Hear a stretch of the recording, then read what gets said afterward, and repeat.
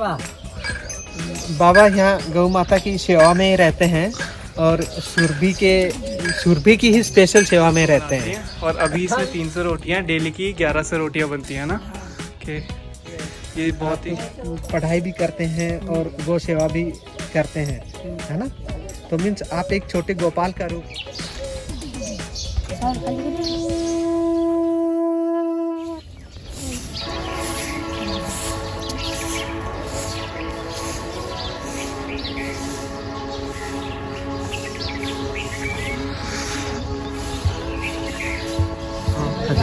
सुबह की वेला में हम पहुंच चुके हैं पथमेड़ा वीर लक्षणा गोधाम महातीर्थ पथमेड़ा, जो जालोर डिस्ट्रिक्ट और तहसील सांचौर से जस्ट 10 किलोमीटर की दूरी पे ये धाम है। अब हम इस धाम का संपूर्ण व्यू लेंगे, आइए मेरे साथ।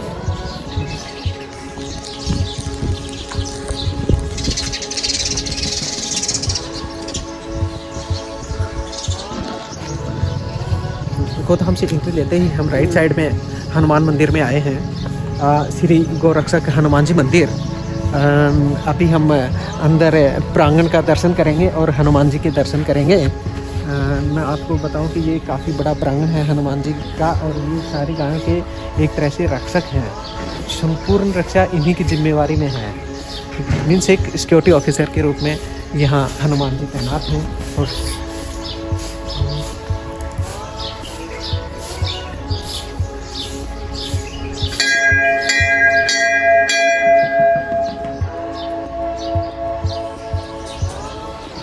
गौरक्षक हनुमान जी सभी गायों की रक्षा के लिए यहाँ तैनात हैं। और अब आगे हम गोधाम का संपूर्ण व्यू लेंगे, दृश्य देखेंगे, कैसी व्यवस्थाएं हैं यहाँ। इतनी बड़ी संख्या में गायों की सेवा शुश्रूषा। गौरक्षक हनुमान जी के गेट के जस्ट बाहर ये एक बढ़िया सुंदर लॉन बना हुआ है और फिसल पट्टियाँ हैं जिस पे कुछ बच्चियाँ आनंद कर रही हैं। इनके आनंद को देखिए। गोधाम महातीर्थ पथमेड़ा का ये गैराज है, बहुत ही सुंदर गैराज। अभी अतिथि स्वागत कक्ष में हम पहुंच चुके हैं।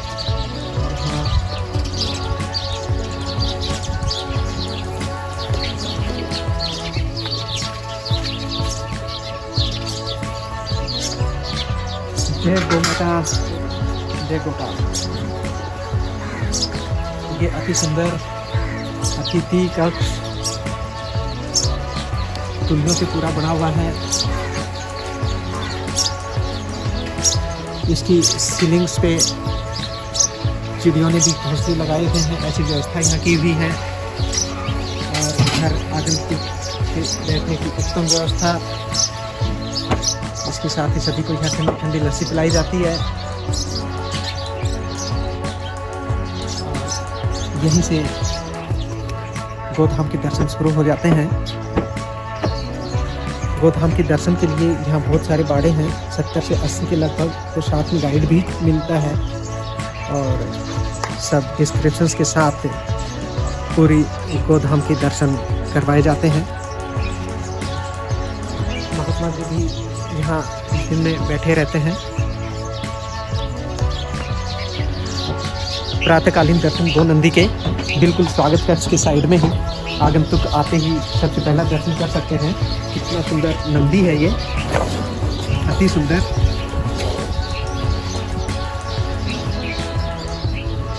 अभी हम सुरभि गौ माता के दर्शन कर रहे हैं। सुरभि गौ माता उन्हीं शुरू में जो 8 गायें आई थी उसी वंश की एक गाय है ये। और ये देखिए कितनी अच्छे ढंग से और पानी को चाट रही है। ये ऐसे ही पानी के साथ में एंजॉय करती हैं, पानी को चाटती हुई। पी नहीं रही है, एक्चुअल में पानी को चाट रही है। अब थोड़ी देर के बाद में सुरभि आरती के लिए तैयार हो जाएंगे। आरती लेंगे और उसके बाद फिर कुछ खाएंगे पिएंगे। और इसके साथ में इनकी बेटी है सिया रामचंद्र भगवान की जय।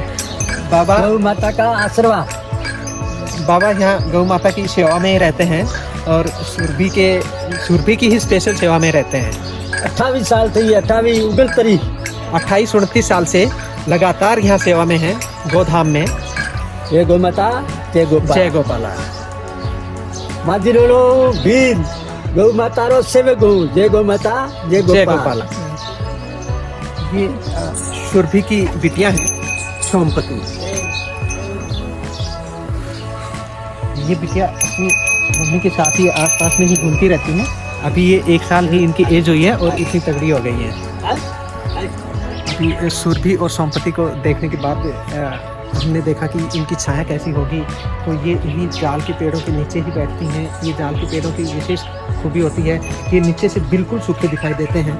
जैसे ये आपको दिखाई दे रहा होगा, यहाँ से कोई भी नहीं कहेगा कि इसके ऊपर भी कुछ हरियाली होगी, लेकिन बिल्कुल शुष्क और सूखा होने के बावजूद भी ये बहुत ही गहरी छायादार पेड़ होता है। जैसे वृंदावन में तुलसी वन है, उसी की तरह से ये जाल वन है, जिसको जाल बोलते हैं। और इसके ऊपर पील जैसे फल लगते हैं छोटे छोटे, जो खाने में बड़े टेस्टी होते हैं, स्वादिष्ट होते हैं। और ये इस पर किसी तरह का कोई कांटा नहीं होता। और वही वजह है जिसकी वजह से हम नंगे पांव भी इस पूरे वन के दर्शन करेंगे। पथमेड़ा गौशाला में आए हुए हैं, पवित्र धाम में। हमारे पुण्य इतने बढ़ गए थे कि हम पवित्र माँ सुरभि के दर्शन कर रहे हैं। साक्षात लक्ष्मी देवी हमारे सामने है, लड्डू गोपाल है, सब बाल गोपाल है।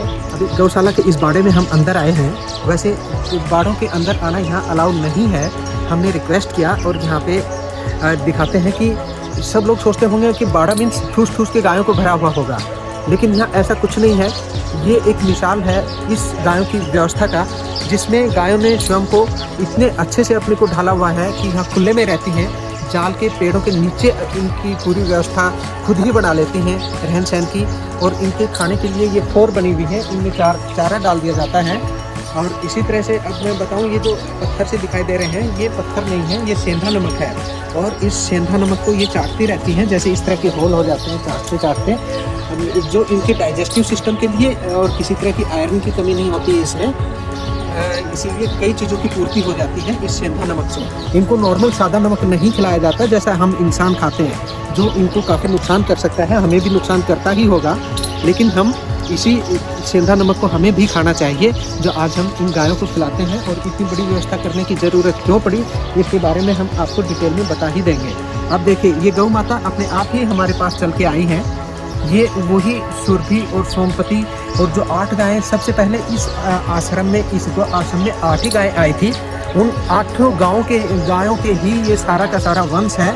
और इनके सींग बड़े मजबूत रहते हैं। इनमें खाकर और कई तरह की नस्ल है गायों की, जिनके बारे में मैं थोड़ा डिटेल में कुछ देर के बाद बताऊंगा। अभी आप ये दर्शन करें। और अभी आरती शुरू होने वाली है, हम जस्ट आरती को ज्वाइन करेंगे और हाँ, आपको सुरभि के साथ आरती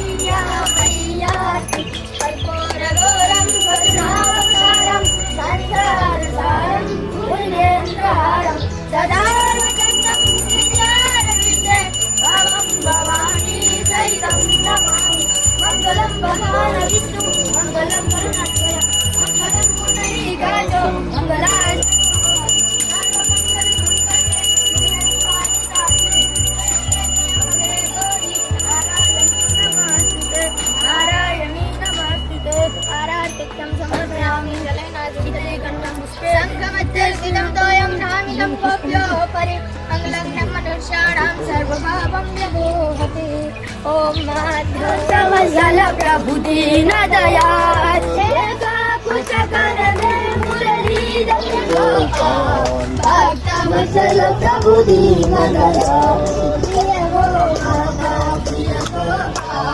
भक्त वत्सल प्रभु दीन दयाल जय गोपाल जय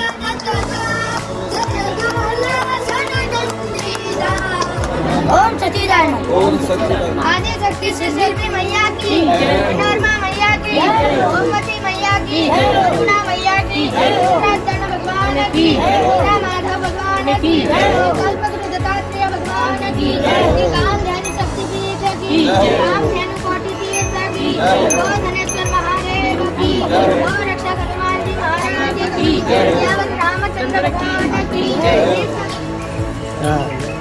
इसी गोधाम में ये छोटे छोटे बच्चे यहाँ की गुरुकुल में पढ़ने के लिए आए हैं। तो हम इन्हीं की जुबान में पूछते हैं कि इनको यहाँ कैसा लगता है, गाँव की व्यवस्था कैसी है और आरती में इनका पार्टिसिपेशन अहम रोल है। सुबह शाम की आरती में इनका लीड रोल है ना। तो अब आप अपने बारे में बताओ कि पहले आप कहाँ थे और यहाँ कब आए। पहले हमारे पिछावाड़ी गांव में वहीं रहते थे और वहीं पढ़ते थे। फिर कोरोना की छुट्टियां हुई, उसके बाद इधर हम मेरा गोदाम में आए और हमने एक साल में गौ माता की आरती और वो सब गौ माता के बीच में रहकर सब गौ माता की कृपा से सीख लिए।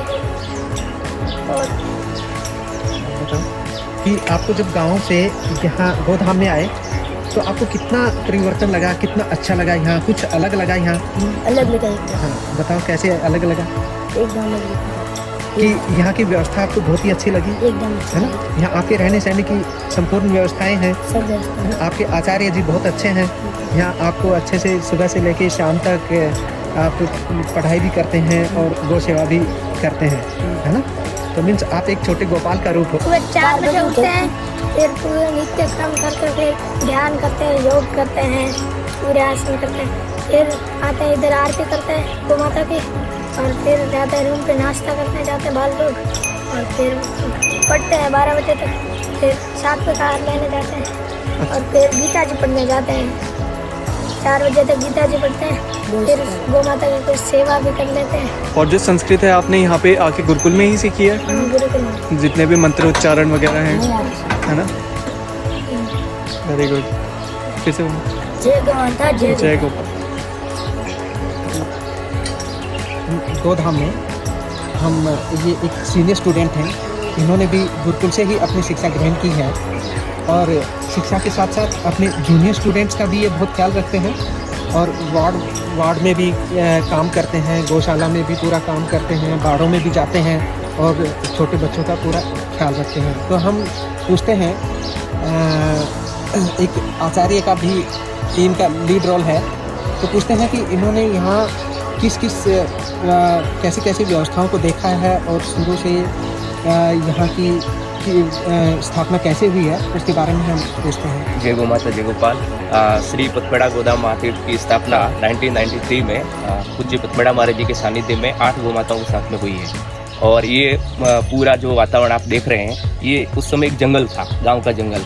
और महाराज जी चातुर्मास के समय जब इस जगह पर पधारे, उस समय महाराज जी को पूज्य गौ माता की जो सेवा में बाहर रहते हैं, जो समृद्धि गौ माता की सेवा में, वो यहाँ पे भेड़ बकरी चराते हुए मिले थे। और फिर महाराज जी यहाँ रुके, गांव वालों का सहयोग मिला और महाराज जी के लिए एक पर्ण कुटीर का निर्माण किया गया। और उस पर्ण कुटीर में महाराज जी ने 4 महीने चातुर्मास किया। उसके पश्चात यहाँ पे नेशनल हाईवे चलता है, उस नेशनल हाईवे से गौ माताएँ गुजरात की तरफ बुचड़खाने की तरफ जा रही थी। तो जो गो भक्त यहाँ के जो जनमानस थे, उन्होंने गौ माताओं को छुड़ाया और 8 गौ माताएँ इस जगह पे लेके आए। और फिर महाराज जी के सानिध्य में गौ सेवा का जो छोटा सा प्रकल्प शुरू हुआ था। और उसके बाद में ये जो आप एक विशाल वटवृक्ष की भांति देख रहे हैं, ये सब पूज्य पथपेड़ा महाराज जी और आप जो गो भक्त हैं, हमारे जो पूर्वज गो भक्त रहे हैं, उनकी संकल्प शक्ति से चल रहा है। पथपेड़ा गोदाम का ये जो महाअभियान है, इसमें हमारे 1966 के जो गोरक्षा आंदोलन था, उस गोरक्षा आंदोलन के अंदर जो दिवंगत हुतात्मा हैं, जो गोभक्त आत्मा है, उनका जो एक सपना था वो अधूरा रह गया था। गौ सेवा का, गोरक्षा का जो कार्य था वो, और उस गाय की दबी हुई आवाज़ को पुनः इस पथमेड़ा गोदाम के इस महाअभियान के माध्यम से संपूर्ण राष्ट्रीय नहीं बल्कि संपूर्ण विश्व में एक विशाल वटवृक्ष की भांति और अपन कह सकते हैं कि एक प्रेरणा स्थल है ये। सभी जो गो भक्त जनमानस है देश के अंदर जगह जगह पे जो गौशालाओं का निर्माण हो रहा है, जो छोटी छोटी गौ सेवा का जो कार्य हो रहा है, वो सब इसी जगह की प्रेरणा से है। इस जगह पे समय समय पर विभिन्न प्रकार के अनुष्ठान और कार्यक्रम होते रहे हैं और उन अनुष्ठानों के माध्यम से विभिन्न देश के जो बड़े बड़े महापुरुष हैं उन महापुरुषों का यहाँ आगमन हुआ है और महापुरुषों के माध्यम से गो भक्तों के अंदर एक गो चेतना का जागरण हुआ है, गो चेतना का। और मैं 2005 में यहाँ आ गया था। पिताजी हमारे यहाँ कैश का काम देखते हैं, कैशियर हैं, तो उनके साथ ही मैं आ गया था। फिर मेरा जो अध्ययन है, बाल्यावस्था का अध्ययन, वो यहीं हुआ है। उसके पश्चात हमने कॉलेज की डिग्री कहीं बाहर से की है और फिर यहीं रह के इसी वातावरण में रह करके हमने गाय के प्रति एक हमारा जो पहले भाव रहता था वो एक पशुवत भाव था। जब हम यहाँ आए उसके बाद में हमने जो गोमाता की जो पूज्य भाव से सेवा का जो ये वातावरण देखा है, हम इस माहौल में रहे हैं, तो अब जो हमारी जो दृष्टि है गाय के प्रति पशुवत न होकर के एक माँ की दृष्टि है। देवी भाव से यहाँ पे सेवा होती है और हम गोमाता को माँ ही समझते हैं। प्रतिदिन आरती में आना, गोमाता को प्रणाम करना, उनके चरण रज की जो भी रज होती है उसे तिलक करना और जो भी सेवा होती है वो कर लेते हैं। बाकी हम हमारा अध्ययन ही करते हैं। अभी जैसा आचार्य जी ने बताया कि 8 गायों से शुरू हुआ ये गोधाम आज एक भव्य रूप ले चुका है और इसी क्रम में आगे यहाँ सेवाएं जारी रहेंगी। आज वो गाय नहीं है, एक देवी के रूप में हमारे सामने है और इस भावना से हम आशा करेंगे कि हमारे देशवासी अपने घरों में एक एक गाय भी रखें, अपने अपने गाँवों में गौशालाएं बनाएं और यहाँ आए, यहाँ से प्रेरणा लें, यहाँ से शिक्षा लें, यहाँ की व्यवस्थाओं को देखें कि कितने सुंदर ढंग से गायें कितने सुंदर वातावरण में यहाँ रह रही हैं। जैसा हम सुनते थे कि गौशाला मतलब एक छोटा सा बाड़ा होगा, उसमें बहुत सारी गायें बैठी होंगी जिनके पास रहने और खाने की भी व्यवस्था प्रॉपर नहीं होगी, लेकिन यहाँ ऐसा कुछ नहीं है। हमने साक्षात देखा कि यहाँ जैसे वृंदावन में तुलसी के वन होते हैं, इसी तरह यहाँ जालों का वन है, जाल के पेड़ों का वन है, जिसे कहा जा सकता है कि जो पेड़ नीचे से बिल्कुल सूखे दिखाई देते हैं और ऊपर इतनी गहरी उन पर हरियाली होती है, बहुत ही ठंडी छाया होती है। तो एकदम स्पेशल ढंग से जो छाया मैं बताऊंगा तो वो इन जालों के पेड़ों की छाया विशेष है जो गायों को ठंडा भी रखती है और यहाँ नीट एंड क्लीन वातावरण में इनको रहने का इतना मौका मिलता है, जिससे आज ये गायें नहीं हमारे लिए एक देवी हैं, देवता के समान हैं। हम उनको एक पशु न समझकर हमने एक बहुत ही ऊंचे दर्जे में हमने अपनी इन माताओं को अब बैठा लिया है। यहाँ का स्लोगन जय गौ माता जय गोपाल। थोड़ा इसका ले लीजिए आप। ये हमारे 1993 में जो पथमेड़ा की स्थापना हुई थी उस समय जो 8 गौ माता आई थी उसमें एक मनोरमा गौ माता नाम की गाय थी और वो 21 बार भी आई थी। उसकी ये 21वीं संतान श्री समृद्धि मैया नाम है इसका जन्म गोपाष्टमी का है। और पथमेड़ा के जितने भी धार्मिक आयोजन होते हैं, यज्ञ वगैरह, उस यज्ञ में प्रधान गौ माताओं की भूमिका का निर्वहन गौ माताओं का प्रतिनिधित्व करती है।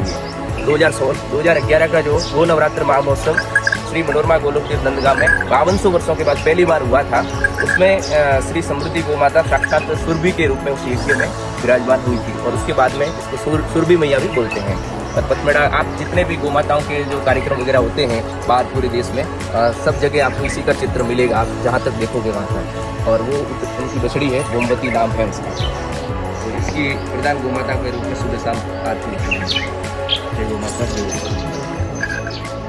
इतना अच्छा लगा कि किस तरह से एक पीढ़ी से दूसरी पीढ़ी और पीढ़ी दर पीढ़ी और वही सुरभि हमारे सामने आज है, जिसकी फ़ोटो हम प्रतिमाओं में देखते हैं जगह जगह। तो ये एक्चुअल में वही सुरभि हैं जो यहाँ हमारे पथमेड़ा गोधाम में है। इस वन में आप यहीं थे? हाँ, यहीं रहते थे? आसन में करी आसन। अच्छा, आपने अपना एक छोटा सा कुटीर बनाया हुआ था और एक आसन पे ही अपनी पूजा पाठ करते थे और गाय भी रखते थे। अच्छा, तो फिर तो पहले यही हो गए है ना? बात का काम यही है, तो वो भेड़ बकरी चराने के लिए आते थे इस जंगल में। ओके। हाँ, तो उस रूप में हमारे इधर ले गाय के सामने से समृद्धि में यहाँ पे इधर आपका नाम? कोड़ा राम भालमा में माजी राणा भील सेवा करूँ माता जी। यहाँ आ जाओ पास में। मेरे गाय कटौन जाती थी, कोई मेहमान आया था। मेहमान है क्यों?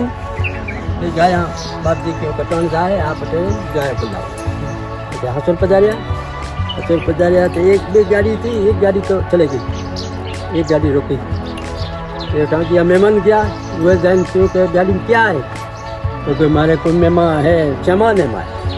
हाँ क्या गाय खरी पे संज्ञा सन ढोला ना तेरे मैं क्योंकि गाड़ी में गाया के बात में तू गाड़ी तारी गाय लावी थे वही 8 गाय वही थी गायों गुमतालो ये तो अभी आपने सुना बाबा को। मैं मानता हूँ कि सबसे पहले मेहनत है ये इस गौशाला के।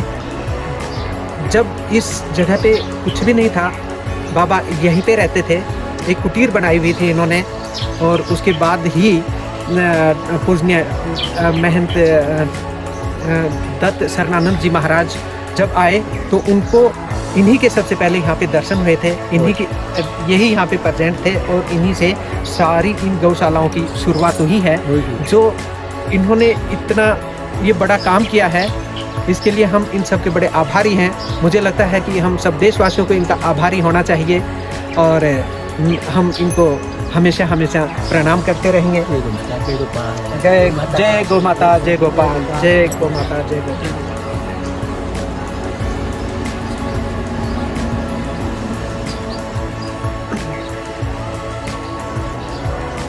अभी हम इसी आश्रम के एक सीनियर स्टूडेंट गुरुकुल के प्रकाश पुरोहित जी से पूछेंगे कि दत्तात्रेय जी भगवान की यहाँ स्थापना किन रूपों में हुई और ये जो जाल के 4 हमें पेड़ दिखाई दे रहे हैं, इनका स्वरूप कैसा है। जय गौ माता, जय गोपाल।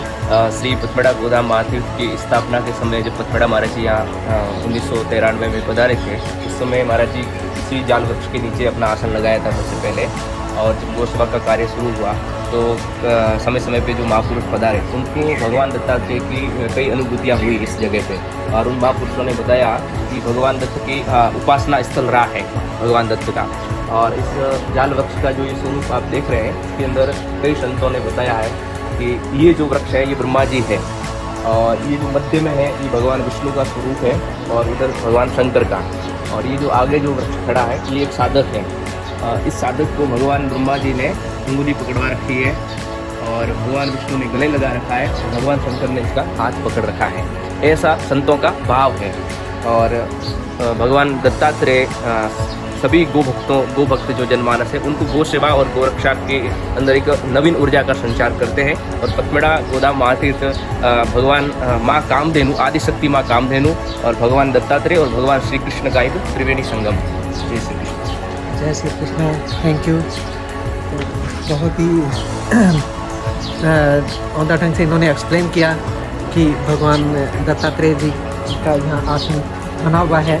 2005 में इनको बनाया गया था। उससे पहले इस ध्वजा से ही उनकी शुरुआत हुई थी और महंत जी इसी के नीचे अपनी आके बैठते थे, अपनी तपस्या भी करते थे। गाँव के अंदर में ही आती थी।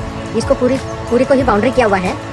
अगर ये ऐसे ही पड़ी रहती तो हो सकता था कि यहाँ पे ये ज़मीन कब्जे में चली जाती, इस तरह का ये वन भी हमें देखने को नहीं मिलता।